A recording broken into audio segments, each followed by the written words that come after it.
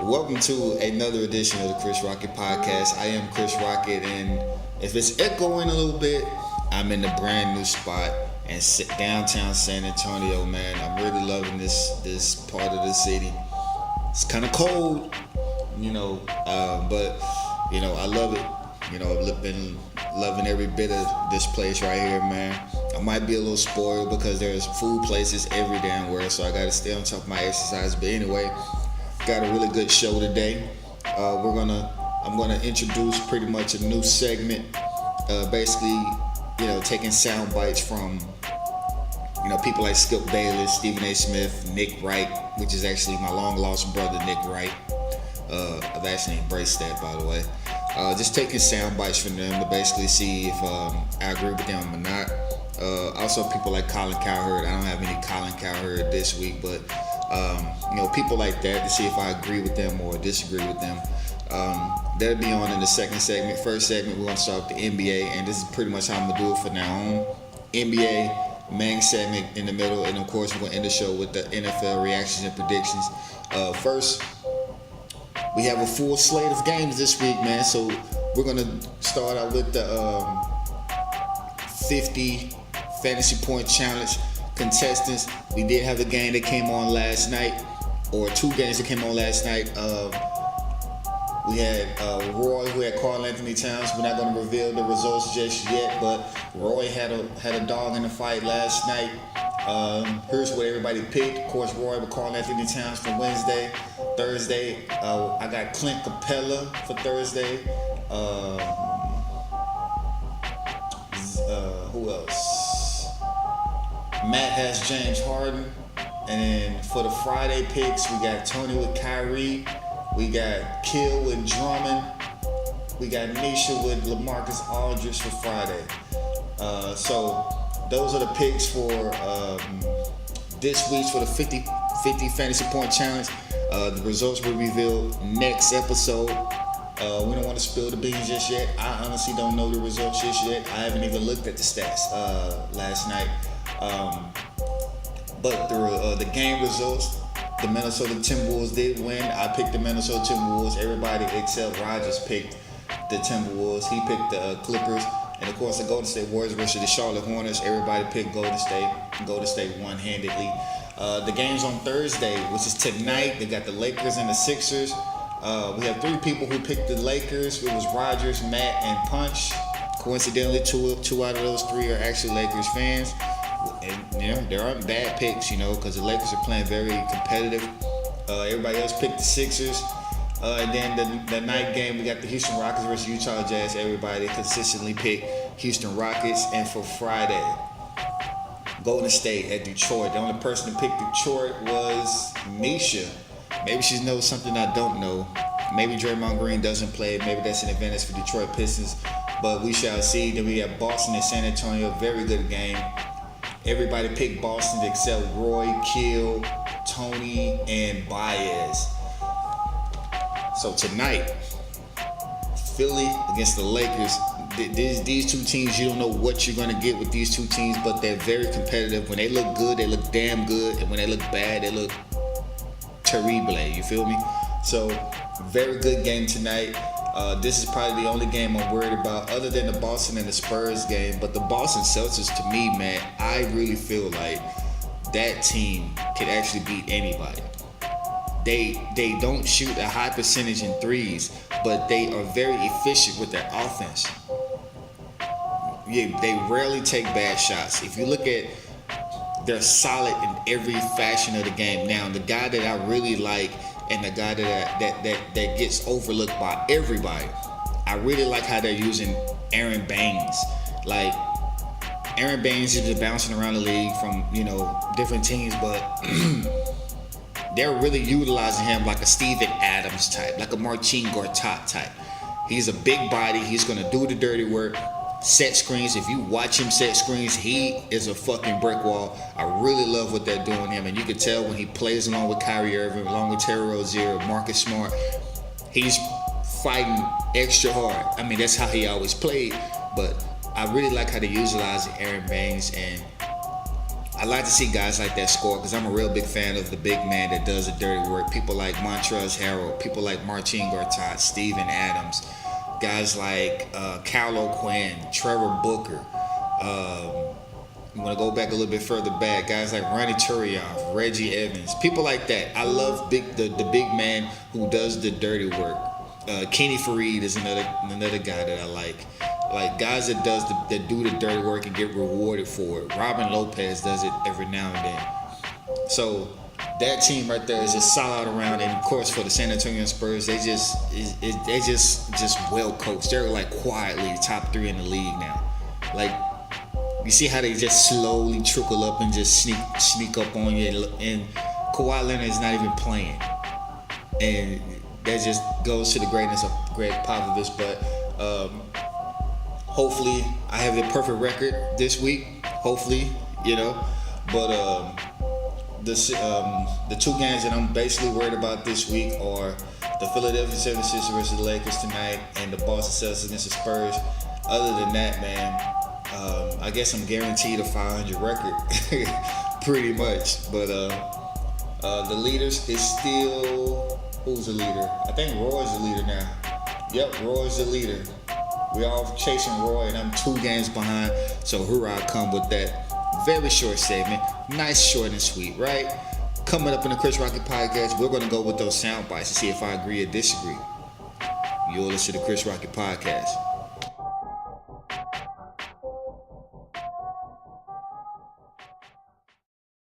Tiny brain conservative Jock Cranley is at it again, using negative attack ads, calling Sue Murray names that rhyme with front and scratch. Who do you trust to get this state back on track? A drug-addled, philandering former stuntman with multiple concussions? Or a successfully divorced schoolteacher who knows how to talk down to normal people like a real liberal? Sue Murray has been talking down to people for years, and now she wants to talk down to you. Sue has a simple plan to get the state of San Andreas back on its feet again. A massive increase in government spending and a big investment in public radio. Using a minimum 49% federal tax and a 25% state tax, Sue's team of top-level educators and accountants will make the big investments everyone needs in government entitlements. Get what you deserve from the person who knows best. Vote for Sue Murray for governor. I'm Sue Murray, and I approve this message. Hi, I'm Sue Murray, and I want to be your next governor. I know how to lead from the front. I used to be a school teacher. I know what's best for San Andreas. Many of our leaders aren't doing their homework or studying like they should.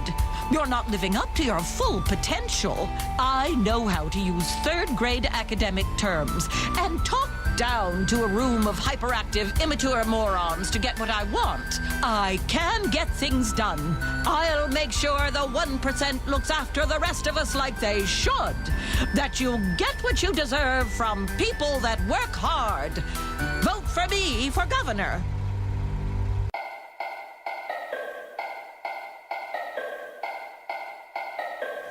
Welcome back to the Chris Rocket Podcast. In this segment, brand new segment, man, basically me taking sound bites from different,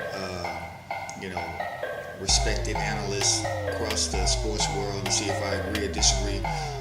This segment, I'm going to have Skip Bayless, Nick Wright, and Stephen A. Smith on, topics throughout the week. Pretty much not a wide range of topics, but I picked 3 specific topics. Some might be related, some not. They're going to talk about some LeVar Ball and some Lonzo Ball, but just basically, just giving their perspective on a couple things and see if I agree or disagree. Right now, we're going to start with Nick Wright. We're going to do Nick Wright and then Stephen A. and then Skip Bayless. But first, here's Nick Wright. We are focusing on things LeVar Ball has said, which I understand. He's a bit of a carnival barker. He has amazing quotes. I get it. I want to focus on someone much more important to Lonzo's future as a Laker has said, and that's Magic Johnson. Okay? Magic Johnson, when they draft Lonzo Ball, quote, the new face of the Lakers, the guy who will lead us back to where we want to get. He was not drafted by the Washington Wizards with no history. The Milwaukee Bucks, who haven't had 40 years of no success. The Minnesota Timberwolves. He is drafted by the Los Angeles Lakers. And Magic Johnson. And, right. This is Magic Johnson's first pick. So when he says the guy who will lead us back, leading the Lakers back means multiple championships. He then had a more audacious quote. While looking at the Lakers jerseys on the wall, he said, quote, "We expect a ball jersey up there." CC, to get your number retired at Ohio State, what do you have to do? You have to win the Heisman Trophy. To get your jersey retired by the Lakers, you have to be in the Hall of Fame. So are you saying have 9 guys. Pressure on him? Is that what you're saying? I'm saying the expectations were so high immediately, not just because of the dad. When you have 7 of the 20 greatest players in the history of basketball played for the Lakers, and when you say Lonzo's name is going to be hanging next to them before he stepped on the court, he's giving you 9, 7, and 7. His percentages are awful, but the expectations were so out of whack. I'm going to have to disagree on Nick Wright only because of this. Any first round pick or any top 5 pick rather, you're going to have very high expectations, whether it's basketball, whether it's football, whether it's hockey. You're going to get these unrealistic expectations of being great. And of course, for the players themselves, when they get drafted by a team like New York, when they get drafted by Boston, the Lakers, you're going to have this unrenounced expectations for yourself as well. You feel me? So having that as a reason that he's underperforming, I think is bogus. If you really look at who his dad is, his dad has been putting expectations on him like that since, I guess, whenever he picked up a basketball. So he's already used to unrealistic. Well, I'm not gonna say unrealistic. He's already used to the very high expectations. So I wouldn't put that as a reason off the bat. I think people are just making an excuse for him. I'm not gonna make an excuse for him. He just can't shoot. When you shoot 31% from the field, then we have a problem. He need to go look at some Rajon Rondo tapes. He need to go reevaluate his whole approach to the game and just, go from there. Jason Kidd, his rookie year, he shot 38.5%. 3-pointers, he shot 27%. From 2-pointers, he shot 43%. That sounds very similar to Lonzo Ball. Jason Kidd didn't shoot 45% as a total percentage ever. He didn't shoot 45% from the 2-pointer until his 4th year. He didn't shoot 40% from 3-pointer until he was well in his 30s. He was 35 years old in his 13th year before he shot 40% from 3-pointer. Lonzo will be fine. Lonzo just needs to rearrange his game and adjust from there. And just average probably 12. If he averaged 12 points, 8 rebounds, 8 assists, and be efficient, because there are people who can impact the game in a very big way with those stats right there, as Rajon Rondo. Very integral in their championship back in 08. I think it was 2008. If not 2007. One of those years.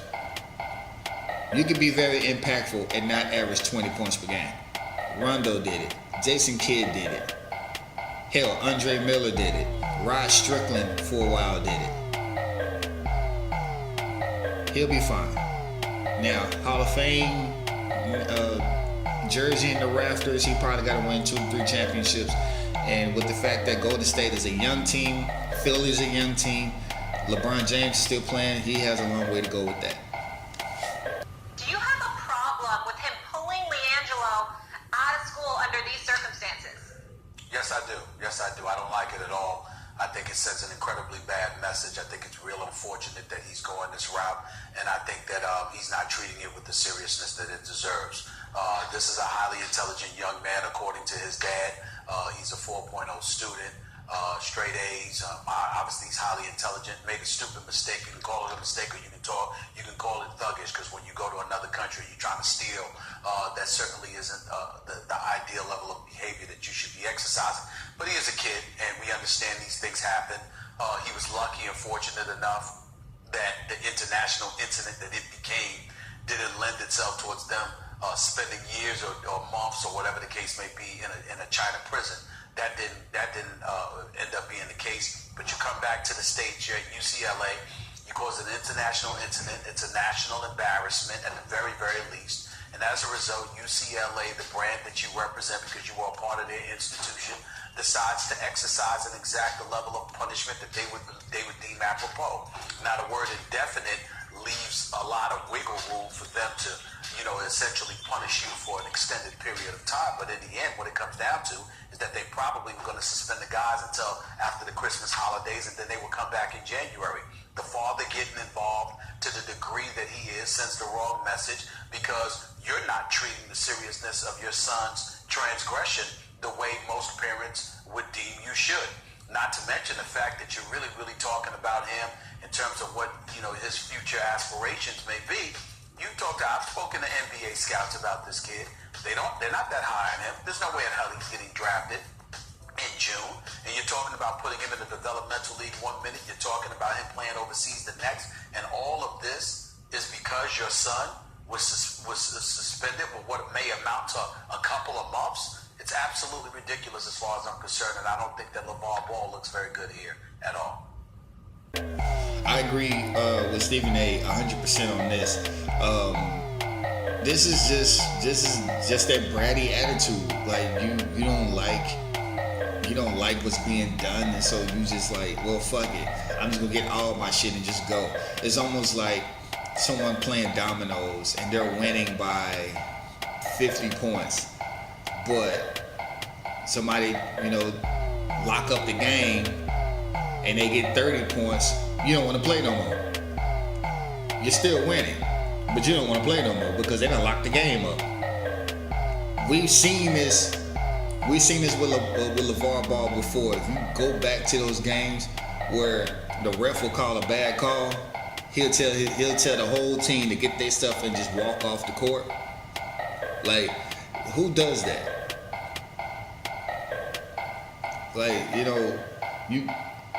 It sucks how people just giving him this much attention, because he's not the only parent that does this. Like, there's a lot of parents out there who live through their child, or who treats their kids like this. But it sucks that LeVar Ball has become that ultimate overprotective, y'all need me type of parent. But first of all, LiAngelo isn't Kevin Durant. He ain't even Josh Smith. He's not even Al Harrington. So taking him out of UCLA is actually a favor. Taking him out of that institution, very prestigious institution at that. Kareem Abdul-Jabbar went there. Kevin Love went there. You have all these great players who went there.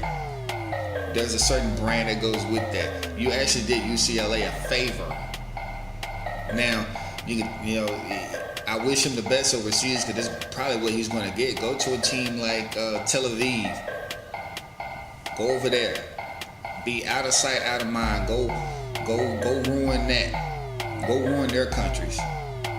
UCLA do not need you. And this little whole mentality of you just being against the world is not going to work. So I agree with Stephen A 100%. I can't help liking him when I'm around him. And I'm going to say this one last time. Another deep down reason that I haven't condemned LeVar Ball is because when my father was around, which was not much, he was an abusive and very negative influence on me and my younger brother and younger sister, and made our lives very difficult. So it's hard for me to condemn a father for overloving his sons. But I will criticize LeVar Ball today for overloving LeVar Ball, because that's what's happened here. LeVar Ball has gone over the edge into Big Baller Brand, which is actually LeVar Baller Brand. Correct. Because he has become the ultimate 15 minutes of fame Hollywood celebrity. He cannot go to any Hollywood hotspot without coming out with TMZ standing waiting for the next big bombastic, dramatic bombshell of a statement from LeVar Ball. And we get them almost on a nightly basis. And LeVar has created an image that is so huge of bombastic LeVar, shattering the mold, that he is desperately on a nightly basis trying to continue to live up to that image with, can you top that statement? Can you go farther? Can you go farther and farther and farther? And what he's about to do, he's about to shatter the futures of all three of his sons, because he's going to make it very difficult for all three to succeed. And his attitude has been from the start, as you so correctly point out, if I don't like what you're doing to my son, I will take my ball, so to speak, and go home. Yes. And guess what's about to happen? He's on the road to taking his 3 balls and going home. And they're just going to, at some point, have to stay home. I think that they better like Chino Hills, because all 3 of them are on a path right now where they're going to wind up back in Chino Hills sooner than later. I'm gonna have to agree and disagree with Skip Bayless on that. I think Alonzo Ball is he's safe in regards to safe in regards to he's already in the league, so there's no way the Lakers, whether it's this year or next year, are going to like cut him or trade him. I mean, as a first round pick, you get 4 years. I think, is it 4 years and an option, or 2 years and 2 team options? I think it's 2 years and 2 team options. So essentially 3 to 4 years. You get 3 to 4 years, and him being the pick there in which he got him, number 2 pick, you gotta imagine he's gonna be there all 4 years. So Lonzo is safe. His stats aren't bad. It's just that he can't shoot. I mean, 9 points, 7 rebounds, 7 assists. That's a really good point guard, considering what he is. He's a passing point guard, and that's all that you can ask out of a passing point guard. You look at guys like Kyle Kuzma. He's scoring.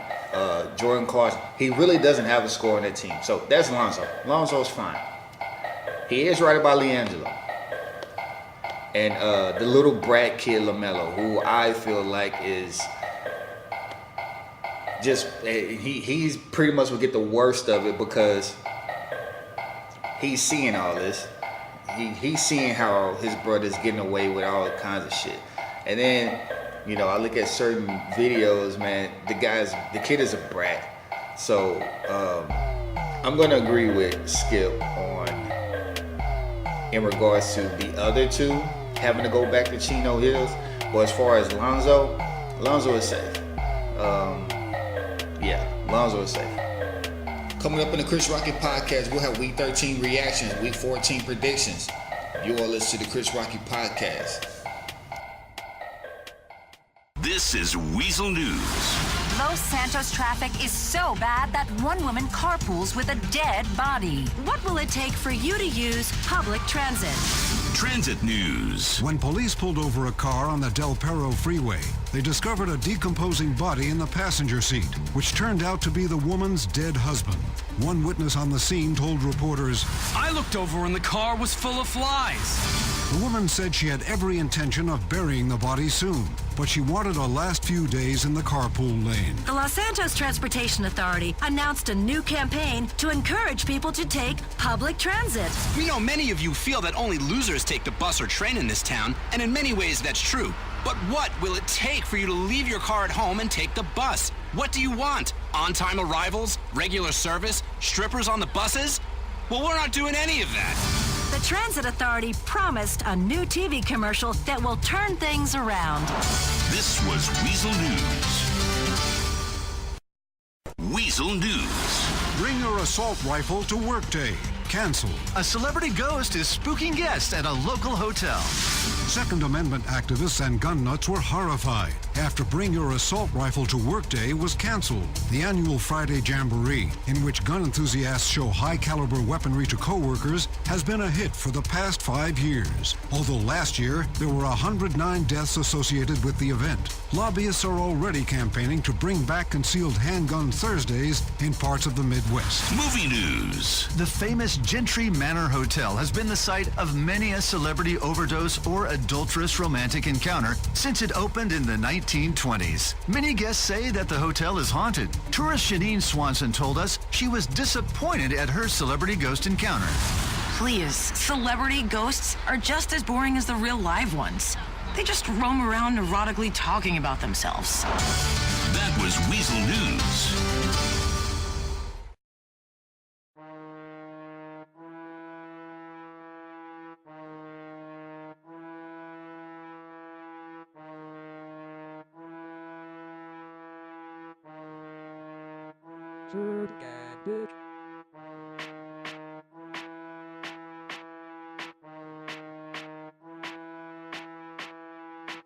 Welcome back to the Chris Rocket Podcast. We're going to week 13 results. For me, I went another 10 wins. Another 10-win week. I went 11-5. The winner for last week was Z and Nisha. Nisha has won 2 of the last 4. And Z just been on a tear. He's just killing us all, man. He now has 9 10-win weeks this year. It's pretty much a good week for everybody. Everybody had 10 wins. Well, everybody, I should say, had 9 wins. We had 2 people with 9 wins. That was Jay and that was Tony. Everybody else, 10-win weeks, man. I went 11-5. I've had 10-win weeks in 5 of the last 6 weeks. I'm feeling good. I guess that it guarantees me my first 60% season. I would have to go terrible for the next 4 weeks. I would have to be terrible for the next 4 weeks to not get 60%. I'm very happy with that. Hopefully I can stay above 65% because that'll set a great precedent for me. But I went 11-5. I'm feeling good. I'm way behind Z. I'm 9 games back. Z has a comfortable 6 game lead above the second place. Rogers, who can finally get off my back maybe for another week because he's still pissed about Thanksgiving Day. Love you too, Rogers. Love you, man. But my picks for this week, man, the Thursday night game tonight, we have the New Orleans Saints versus the Atlanta Falcons. I went with New Orleans. I just feel like the offense is going to be a little bit too much for the Falcons. The two-headed monsters at running back, they're going to be running wild against that Falcons defense. Even though Desmond Trufant is coming back, they're going to get healthy in their secondary for Atlanta. But I'm going to go with New Orleans. They're the hot team.